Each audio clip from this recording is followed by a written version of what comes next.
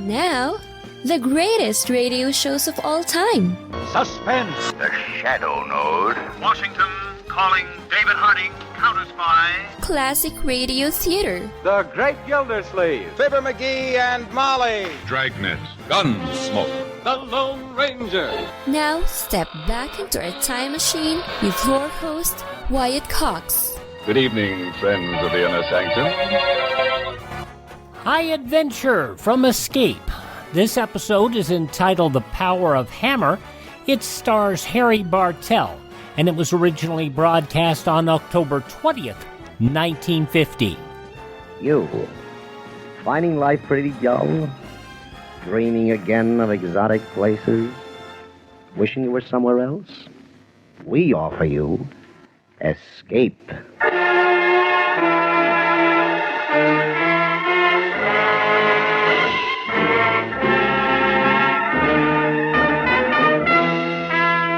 Escape, designed to free you from the four walls of today for a half hour of high adventure. Escape with us now to a puppet kingdom in the heart of the Belgian Congo, and a man who challenged that kingdom because of a dream, as Gil Dowd and Anthony Ellis tell it in their most unusual story, The Power of Hammer.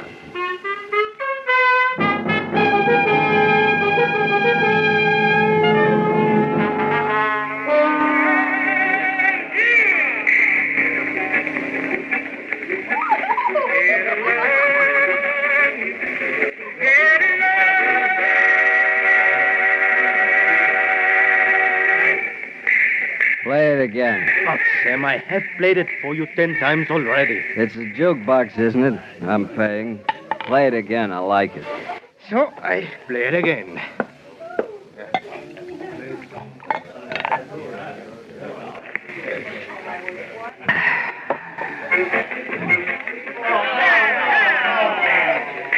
We hear something else now. Mule train. Mule train. Mister, I like that song.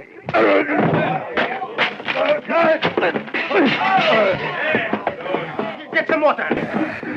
That's better. Felt good when I hit it. Hurt my hand, though. That's all right. Lousy whiskey. Lousy bar. Lousy Congo. I must be drunk. Must be, I am. Kerrigan, you're drunk. I like that song. Wish I was back in the States. Wish I could see Alice. Alice. Gotta get out of here. Hey! Yes, Sam. Here's for your broken table. Here's for your whiskey. That enough? Oh, it's all right. It's not your fault. I have another mule train for you next time you come to Monaco. Where do we go from here, boys? Where do we go from here? Hey, Sam, where you go? You strong man. You stay with me, on. We have good time.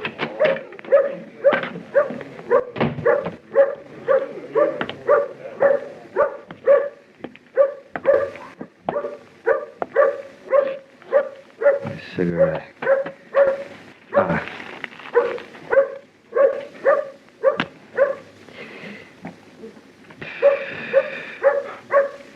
Hey, dog, you got a friend for me?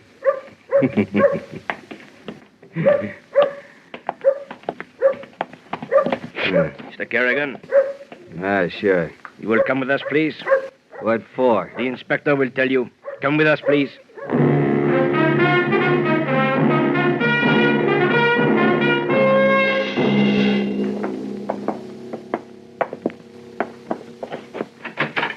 Inspector Farnack? Oh, yes. You can wait outside. Come in, Mr. Kerrigan. Sit down, please. What's the charge? No charge, Mr. Kerrigan. Government business. I have received a cable ordering me to extradite a man named Benjamin Hammer.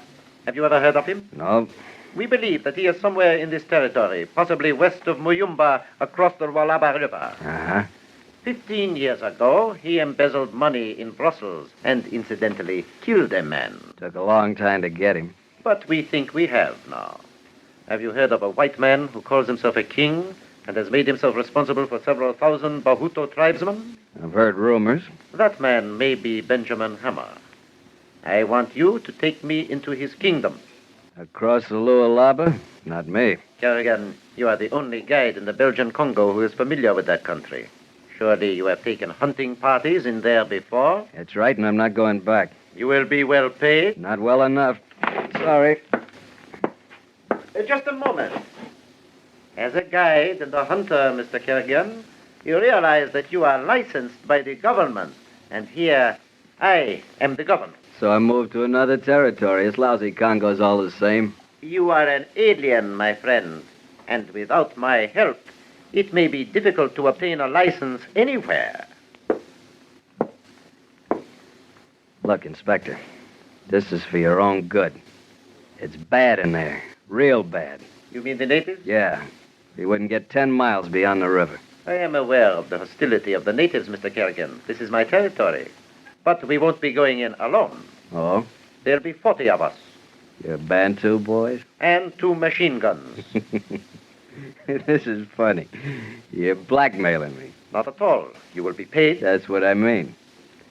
Okay, it's your funeral.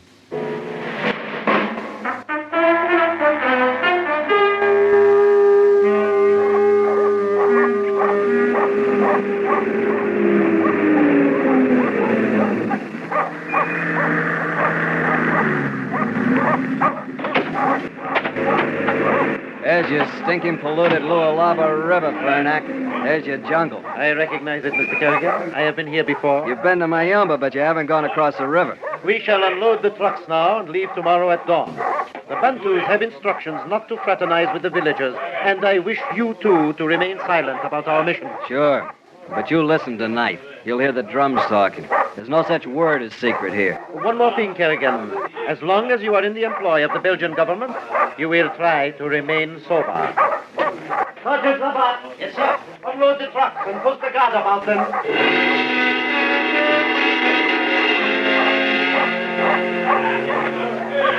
Careful with that box. Sure. Be careful of everything. Unload the trucks. Post a guard. If you really want to be careful, go back to Manono, boy. Back to Manono. But you won't go back, you fat little Fernac. And you may lose more than your weight.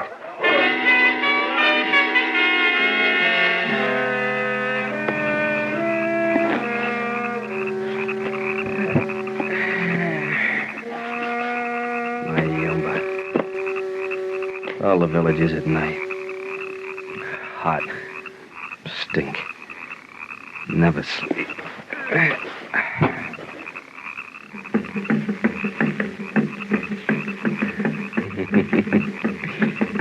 Wonder if Fernac's listening. Wonder if he's awake. You hear the drums, Fernac? Did you ever hear a drum talking? Well, I did. Many soldiers with guns crossing the river before the sun. They come to the kingdom of Hammer.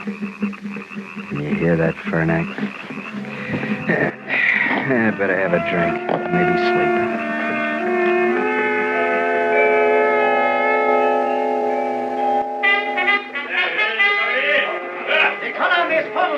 Very good. Mr. Kerrigan and I will take the point. Instruct the men to maintain 2-paced intervals. At my whistle, take cover.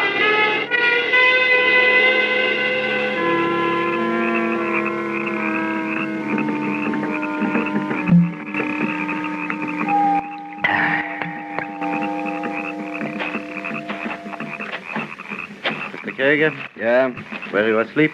No, just last smoke. Mr. Kerrigan, one of my Bantu sergeants says that he understands the language of the drums. Wouldn't be surprised. He says that they are telling the king that we are coming. That figures. The king's name is Hammer. And I guess you were right. I think that you have known that all the time. You were too anxious to stop us from coming here. You've got a suspicious mind, Fernac. I told you why I didn't want to guide you. It's dangerous. You don't know what you're getting into. Better go back to your desk and your rubber stamp. I have brought my stamp with me, the seal of the Belgian government.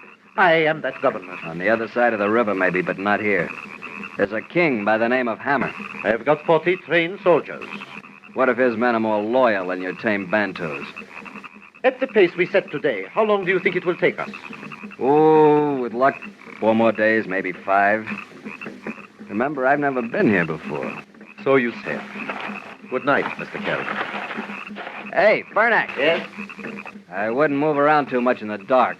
Don't be afraid, Mr. Kerrigan. We are well guarded.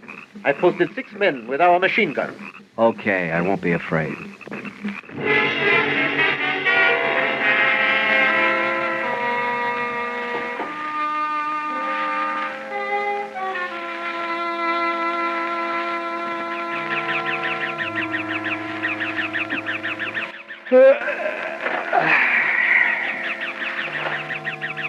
Too quiet.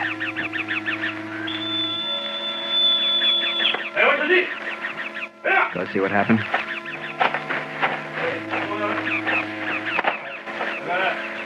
No. Their funeral, not mine. Inspector! What is it, Sergeant? They are dead. All of them. Machine gun scalp. What? Show me. This way, sir. Lucky it wasn't you, fat little Fernack. I told you it was dangerous. You wouldn't listen, would you? Hope you haven't had breakfast yet. You won't like what you see. Better go back. Back to Manono for you, boy. Kerrigan! Kerrigan! Kerrigan! What's the matter? The sentries. Dead, huh? You look a little green. You are possibly more used to it than I am, Mr. Kerrigan. They were beheaded. The machine guns were stolen. Gonna turn back? No. I want you to take a searching party. I give you 10 men. Search for what? If you're a hunter, you can follow tracks. Sure I can, and you know what I'll find? Not your machine guns. 6 heads stuck up on poles. That's what they did it for, to warn us off. They could have wiped out the whole camp if they wanted. You better go home, Fernack. We go on. Sergeant Labat. Yes, sir. Form the column as quickly as possible. We're moving on.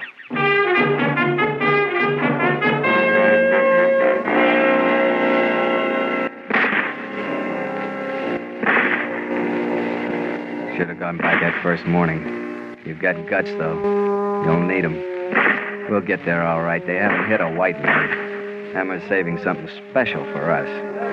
Something special for me. You all right, Fernack? Yes. How many this time? I don't know.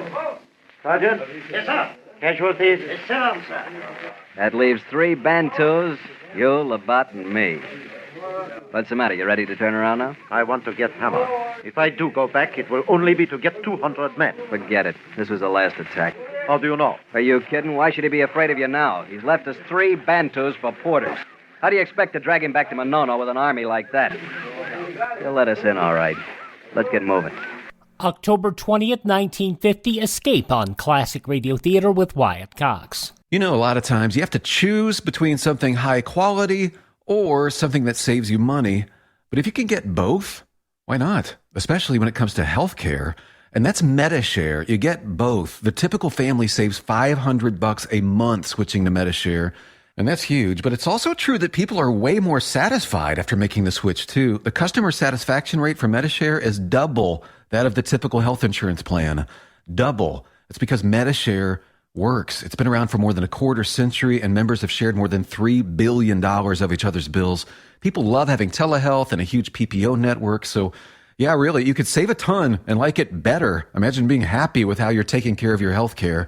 If you're self-employed or part of the gig economy, or you just want a plan you're happy with, you can call right now and get a price within 2 minutes. Here is the number you need. Call 833-34-BIBLE. That's 833-34-BIBLE. 833-34-BIBLE. Now on Classic Radio Theater with Wyatt Cox, more of Escape, The Power of Hammer, as it was broadcast October 20th, 1950.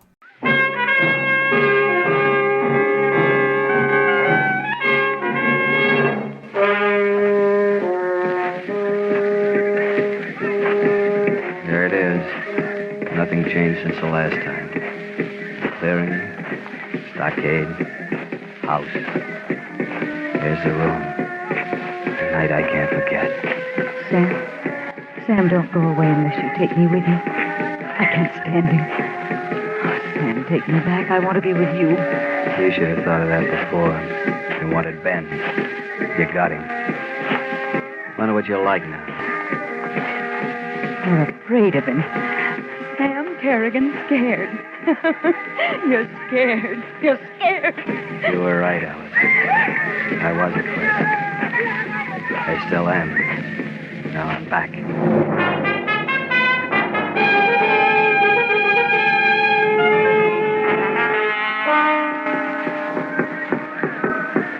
My name is Benjamin Hammer. You are Inspector... Ah, yes. The message of the drums was unable to cope with the name. Mr. Kerrigan. Hello, Ben. I'm surprised to see you. I thought I made it clear at our last meeting that I should kill you if you return. You had your chance. Why didn't you? I don't understand. Skip it. Benjamin Hammer, I have here a warrant for your arrest on a charge of embezzlement and murder, to which will be added responsibility for the death of 57 government soldiers. Responsibility? Your responsibility, Inspector, not mine. You should have known better than to enter Bahutu country. Kerrigan knows how savage the natives are. Didn't he tell you? I suppose not. Mr. Kerrigan is a deceitful man. You mustn't trust him. I don't. Well, before you drag me off to my doom, I should imagine that a bath and a cooling drink would be in order. Come along. You too, Sergeant. I want you to meet my wife. My men will take care of your Bantu. Little fat man. You're not afraid of him. Are you crazy? How are you going to do it? How do you arrest a king? Hot bath, cool drink, supper. Then any hour, any day he wants it. Goodbye, Sergeant Labatt. Goodbye, Inspector Governmental Fernack. Goodbye, Kerrigan. Alice, waiting like a wight at the door. Alice. I've made you smile. Warm, red. I know those arms. I know you, Alice. Soft, dark, gardenias. Frightened? Who are you looking at? You're looking at me. My dear, I should like you to meet Inspector Fernack. He's come to arrest me. How do you do? Madame? And Sergeant... Labatt. Labatt. Sergeant? Mr. Kerrigan, you know, don't you? Yes, sir. Now run along and prepare food for our guests. Yes, sir. Inspector, I have prepared a room for you and the sergeant at the end of the corridor. Kerrigan, I don't imagine you'll mind going back into your old room, filled with memories. Show them the way, will you? I don't mind. When you've had your baths and feel up to it, we'll take supper on the veranda. Why did you say you'd never been here before? What does it matter? You knew he was wanted, didn't you? No. To me, he was a guy who paid well for trade goods and told me to keep my mouth shut about his setup. I did because it was good business. How long have you known him? 5 years. 6. Haven't been here for over a year, though. Why did he speak of killing you if you return? That's none of your business. I'll make it my business when we return to Manono. Yeah, you do that, Bernack, when we get back.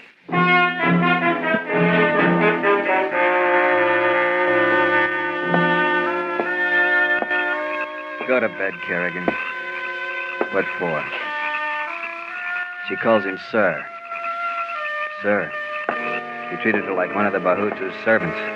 Doesn't eat at the table. Slave? When did that happen? A year ago, after he found out about us.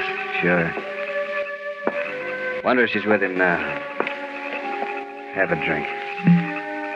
What's the use? Where are you? Where are you? Wish I hadn't done that. Alice? No. Little fat Fernack. Fernack.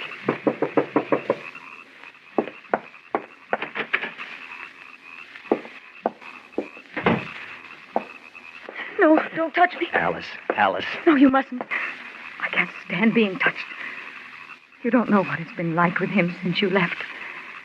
Oh, why didn't you take me with you then? You know why. He would have had his natives on us before we'd gone a mile. But why did he let me go? Don't you know? so that he could do what he's done to me, so that I could think about you outside, alive, and want you, so that he could do these things that I can't tell. Look at me. It would have been better for both of us if we tried to run away and he'd killed us. Oh, it doesn't matter now. Yes, it does. We'll try it. Come with me. No, I couldn't go with you now. There might be a chance. Does he know you're here? I suppose so. He knows everything about me. He left you your guns, didn't he? Yeah, he would. You know that. I want you to give me yours. I can't do that. I've got to kill him. I've waited a year for the chance. It's made me want to live, to kill him. He's been so sure, so safe because he's so strong. But with a gun, I can kill him. I'll show him he's not a god. I'll show the natives he's not a god. Give me the gun. No. You loved me once. If you still do, do as I ask. I still do. That's why I want to take you away. You're afraid. You're still afraid. Give me the gun. I've got to. I've got to. Alice. No. Alice. No. Don't touch me. I can't stand you. Filthy. Dirty. Hold her. No, don't touch her.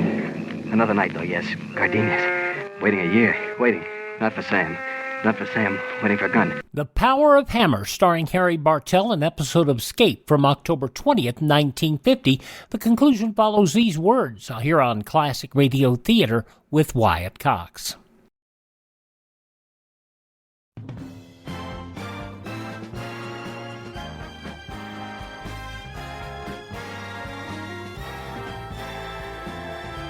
Now on Classic Radio Theater with Wyatt Cox, the conclusion of Escape, The Power of Hammer, October 20th, 1950.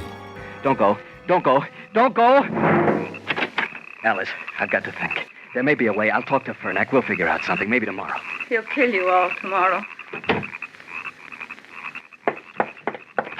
Alice! How does she know we die tomorrow? Leave me alone.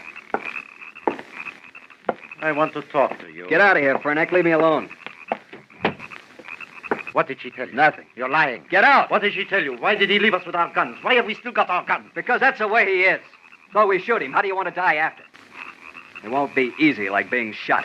I've seen what the Bahutus can do to you. And he knows I've seen it. I do not want to die, Mr. Kerrigan, but the Belgian government has seen fit to name me as its representative. If I am unable to arrest Hammer and take him back for trial, I shall have to shoot him here. You wouldn't have a chance. You've seen his guards of honor. He's their god, the immortal king, Ben Hammer. That's how he rules them. They think he can't be hurt, and he can't. Mr. Kerrigan, knowing this about him, why did you come back? Don't you remember you blackmailed me into it? I don't believe that. It was the wife, wasn't it? Yeah. The wife. I guess I would have come back someday anyhow. It's strange, Mr. Kerrigan. We seem to have parallel missions. Mine to take him out, yours to take her. Yeah. Too bad, isn't it?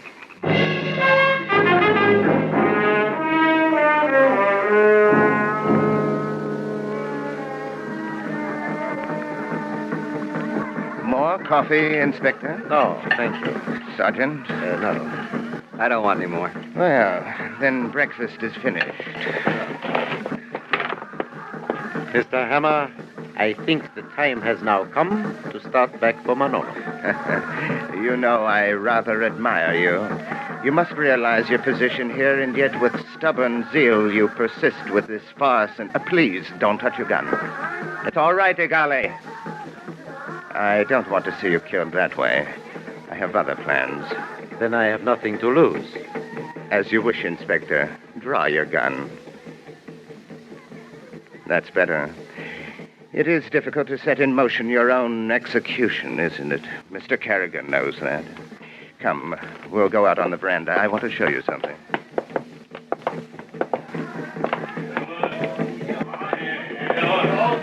These natives you see are the chieftains of my kingdom.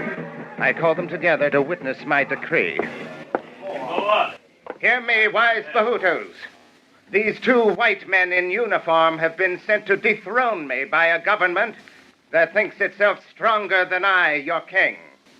Igale, seize them. Get your hands off it, you... My reply to this insolence is to return them to their country in humiliation, bound and across the back of an ox. What about me, Ben? I have something to say about this. You, Kerrigan? Oh, yes, you have a gun. No, let him, Migale, let him. I know Mr. Kerrigan. Do you, Ben? Are you sure? Tell your men to release the inspector and the sergeant. And if I don't? I'll give you 30 seconds, and if you don't, I'll shoot you. You'd like to kill me because of her, wouldn't you? But it wouldn't do you any good now. She wanted to do that. Go ahead. Shoot. Shall I tell you what they'll do to you then? They'll stake you naked to the ground and smear honey over you. And then the ants will come. First one, then two, then more. Your hand's shaking, Kerrigan. And when the ants are nearly finished, you'll be screaming then. They'll take sharp little sticks and they'll...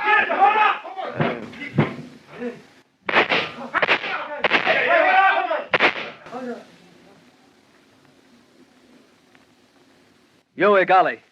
Let them go. Don't look at me, look at them. They aren't doing anything. Just watching. King. King. You stand up. Him not stand up. Him not dead. He say he cannot die. No man kill him. He tell us when he come here. He show us. He drink poison from our arrows. He was no god, Igali.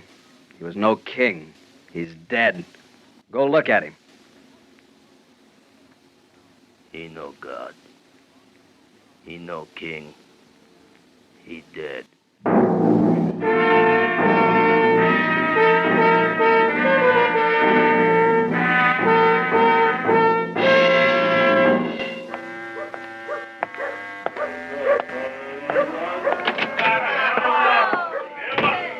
Young man, you come sit with me. We have good time. Hello, Sam.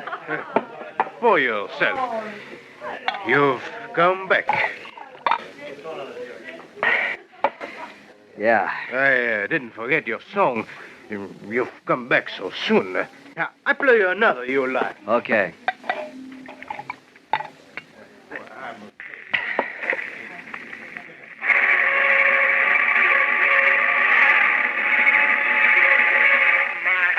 You're afraid. You're still afraid. Give me the gun. I've got to. I've got to. Alice, did you try anyway without a gun? You knew he was stronger than you. You were lying there broken. I touched you. Don't touch me. I can't stand you. Or did Hammer kill you because you came to see me? But it wasn't me, was it? It was a gun you wanted. A year ago. Should have killed him then. Why didn't you take me with you then? Why didn't you take me with you then? You like the stone, Sam? Sure. Fine. Can I bring you something? Yeah. A bottle. I'm gonna get drunk if you don't mind.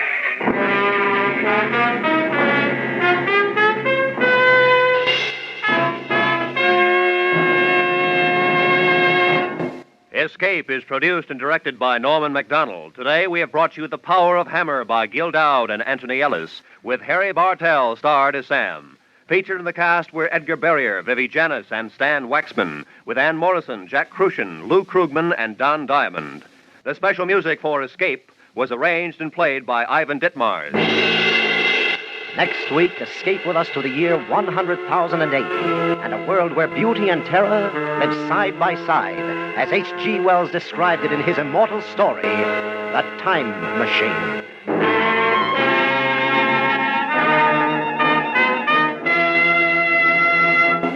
October 20th, 1950, Escape on Classic Radio Theater with Wyatt Cox. Now on Classic Radio Theater with Wyatt Cox, an episode of Captain Midnight, The Open Door, from October 20th, 1939.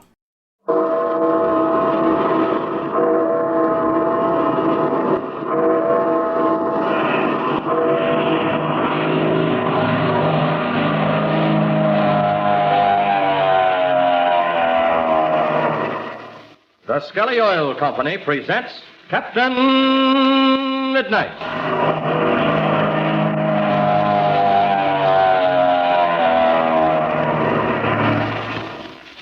Captain Midnight, brought to you every day, Monday through Friday, at the same time, by the Skelly Oil Company, Skelly Jobbers and Dealers.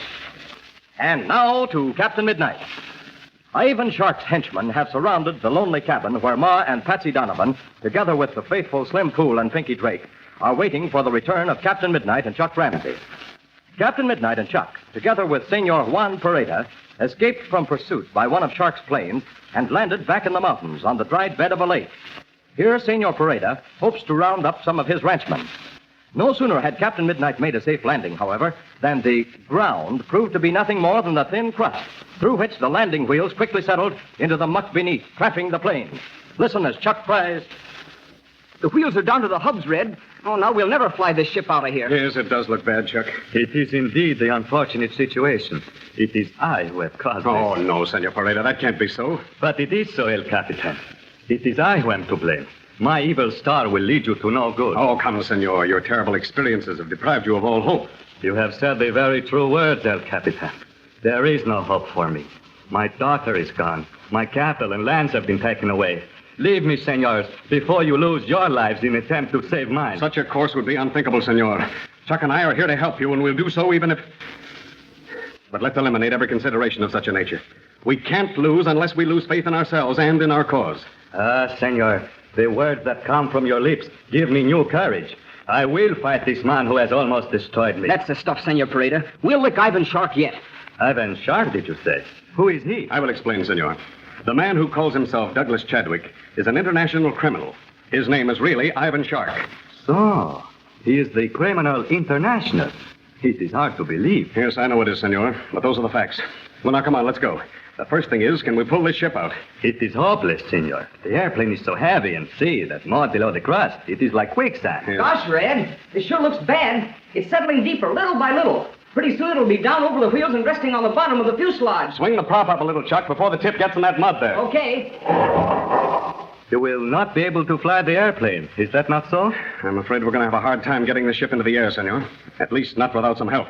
Could we get the ship off at all, Red? Well, that's something we'd have to determine, Chuck. If we could pull this plane out of the mud, I might be able to take the ship off, unless this crust gets thinner out toward the middle. But first, how can we pull the plane out? If we can find my men, senors, they will help you. There's an idea, Red. How soon will you know whether your men are around here or not, Senor? If they are here, El Capitan, they will gather late in the night. Very well. Now, here's what we'll do, Chuck. It's now about the middle of the afternoon. 3:30 to be exact. We'll go over to Senor Pareda's hunting lodge. Then tonight, after darkness sets in, we'll make our way down to the cabin where the others are waiting for us. Si, senor. That will be quite possible. You will go up over the mountain to the west, and then down the canyon on the other side. As long as you keep in the canyon, you cannot lose the way, because the canyon takes you to the cabin. Couldn't we start right away? No. That is not the wise thing to do. This Chadwick, Ivan Shark, you call him, his men are down that way. In the blackness of the night, you will have the better chance. Gosh, I guess that would be better. And anyway, I could use a little shut-eye. Yes, I'll say you can. Your eyes are bloodshot from lack of sleep. So are yours, Red. I guess a little rest would do all of us a lot of good. Don't you think so, Senor Pareda? Si. I have not closed the eye for many days, and perhaps you have not also. Come then, senors. We will go to my hunting lodge in the woods. There we will find a comfortable bunk. After we have rested, you shall go to your friend, and I shall wait for my men. All right. Come on, Chuck. Let's go. Chuck. Hey, Chuck. Come on, Chuck. Wake up. Oh, gee, Red. Let me sleep. Come on. Snap out of it, Chuck. Come on. We've got to get up. What? Red, where are you? Right here, Chuck. Come on. Wake up, fella. Oh, gee, Red. Where are we? In Senor Pareda's hunting lodge, Chuck. It's time for us to go down and see how Ma and Patsy and Slim and Pinky are getting along. Oh, gosh. Oh, I remember now. For a second, I couldn't think what happened or where I was. Yes, I know, Chuck. I'm sorry to wake you because you need sleep badly. You need it just as bad as I do. Gee, Red, listen.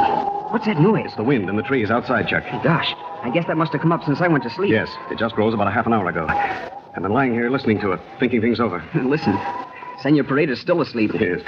Poor fellow's absolutely exhausted. And we'll keep quiet then so as not to disturb him. But gee, Red, what about after we leave? Well, if any of his men come down here, he'll be safe enough with them. And I don't believe any of Shark's cutthroats know about this place. Gee, if he could sleep all night, he would make a new man of him. Well, maybe he'll have that chance. Well, I'm all ready now. Shall we start? Just a second, Chuck. Wait a minute. Let me look here. Here, Red. Look at my wristwatch. It has a luminous dial. Oh, yes. Let's see. 7:30.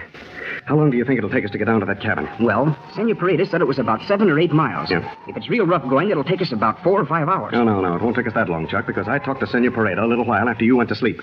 There's an old mountain trail leading down through that canyon. But we'll get started in a few minutes and take our time. If any of Shark's men should be prowling around, they may relax their vigilance by that time of night. Okay. I sure hope nothing's happened to Ma and Patsy and Slim and Pinky. I've got a lot of confidence in Pinky and Slim. So have I, Red. But they might not be able to hold off a whole gang. Yes, I know that, Chuck. We'll just have to pray for the best. There's just one thing, Red, that's in our favor. Well, what's that, Chuck? Major Steele and Bud Conley. They should be starting back to help us by early in the morning. I know, Chuck. I was thinking about them a little while ago. But we can't put all our eggs in one basket. Oh, gosh, what do you mean? I mean just this. We've got to know what we're going to do in case Major Steele and Conley don't come back. Don't come back? Well, they wouldn't let us down. No, of course they wouldn't. But suppose they don't get to the border. Oh, they'll get there all right. I'm not so sure. Don't forget the gasoline that's in the Spartans' tanks. Oh, sure, I remember. The engine didn't rev up the way it should, and the temperature was getting a little high. But we were still getting by. Yeah, sure. We were getting by for the time being. But what about the tough grind of a long cross-country trip? You said that it was overheating. Well, you know as well as I do what happens when a motor gets too hot. Oh, gosh, that's right. It might be all right for a little while, but something's going to happen if it stays that way too long. Major Steele is a wonderful pilot, and he'll baby that engine along as much as he can. But after all, Chuck, there's not an awful lot you can do when you've got the wrong kind of gas in your tanks. I guess I don't quite get it, Red. Why should that gas work all right in the engine of the black plane and not in our Spartan? Well, it's very simple, Chuck. Now, these black planes have low-compression motors in them and will perform all right with a lower octane gas. But the engine in the Spartan is high compression. Must have a better gas. You mean a higher octane gas? That's right. But, well, I guess this sounds kind of foolish to you. But what is the difference between a low octane and high octane gas? Well, now look, I'll give you the whole thing in a nutshell, Chuck. Did you ever throw a stone into the middle of a smooth pool of water? Oh, sure I have. All right. Now, did you notice the ripples? That is, little waves that start and keep moving until they hit against the shore? Of course I have. Now, that is exactly what happens in the firing chamber of a gasoline engine. The splash of the stone in the pool is the same as the firing of the spark in the cylinder head. The time that it takes for those little waves to get to the shore is called lag. Lag? Mm-hmm. You mean like to lag behind? Yes, that's it exactly. Now, if the ripples go real fast, there isn't very much lag. And if they go real slow, there's a lot of lag. Now, in high-octane gas, which means it has a naturally higher body, the lag is very slow. Oh, I begin to get it. Then, if the lag is slow, which means the vapor takes a long time to burn, there wouldn't be any knock. Mm-hmm. And if the lag isn't slow, if the vapor burns quickly, there's liable to be a knock. Right. That's the whole story. The only other thing to remember is that engines are not all built the same. Certain ones require higher octane gas than others. You should always find out what gasoline will give the best performance in the engine you have. Oh, gosh, I see the whole thing now. But in general, isn't it true that lately the tendency has been toward higher compression engines which require a higher octane gas? That's right, Chuck. That's what the tendency has been. Well, enough of that. Come on, we might as well get started. Okay, I'm all set. Now, look, let's tiptoe out quietly so as not to awaken Senor Pareda. Okay, let's go. Yeah, come on.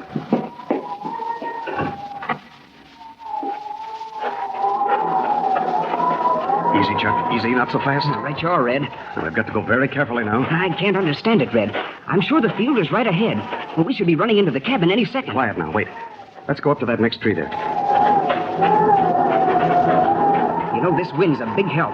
It makes so much noise it would be hard for anyone to hear us. Yes, and it would be hard for us to hear anyone else. Oh, look, Red. Look. There's the cabin. Yes, Chuck, you're right. Come on, let's go. Wait a second, Chuck. Let's be sure no one's watching us. Okay. Let's stand absolutely quiet a few seconds. Right. There's something about this I don't like, Chuck. It's the sound of that wind through the trees, Red. I never heard anything so spooky in all my life. You're right. It sort of sends chills down my back. I can't see a sign of anything, Chuck. Well, come on. We're going to make a break for the door. Okay, I'm ready. Now, let's don't make any more noise than we have to. Well, Annie, you go first, and I'll be right behind you. All right, go ahead. Go on. We're almost there. Right around the corner now. Well, here we are. Blazing beacons, Red. The door's wide open. Stop, Chuck, stop. Don't go in there. Listen, Red. Listen to that.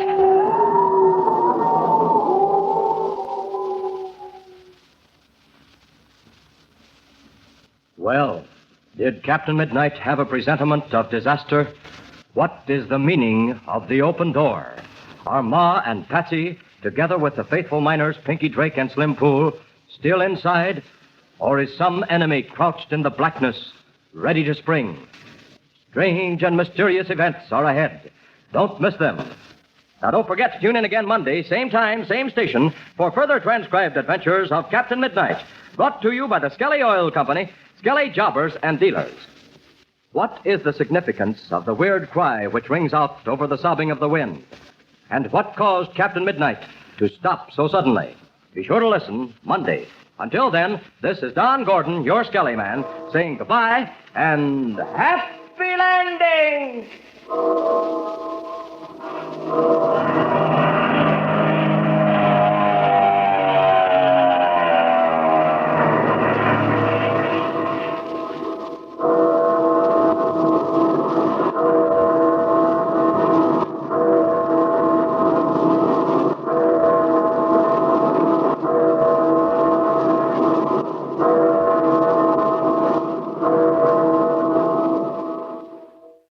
And thanks to many of the people who did buy us a coffee over at classicradio.stream. More episodes of Captain Midnight. This one from October 20th, 1939, here on Classic Radio Theater with Wyatt Cox. Many thanks to you for making us a part of your day. Please thank this station. Support their advertisers. It's their kindness and courtesy that allow us to be with you each and every time we roll around here on your favorite radio station. Now, if you miss a day, you don't have to miss a single show. All of our shows are available at classicradio.stream. That is classicradio.stream, where you stream our shows on demand, learn more about classic radio collecting. You can contact me there. You can find our information on places you can download our shows via podcast. You can also find our social media links.